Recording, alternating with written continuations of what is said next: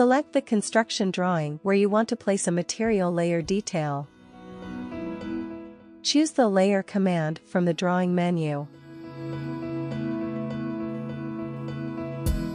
Identify the architectural element and attach the material layer object. Position the layer in your drawing area. Modify the description font if necessary.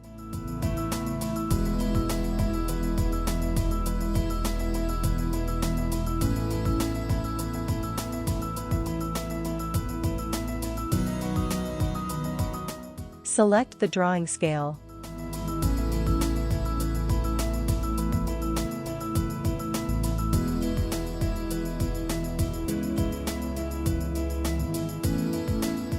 In the same way, you can also add details with other material layers too.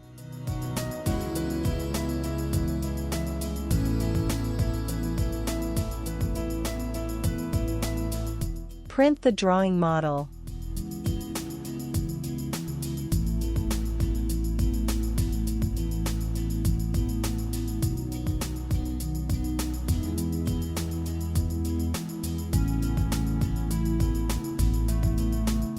Export as a DXF or DWG CAD file.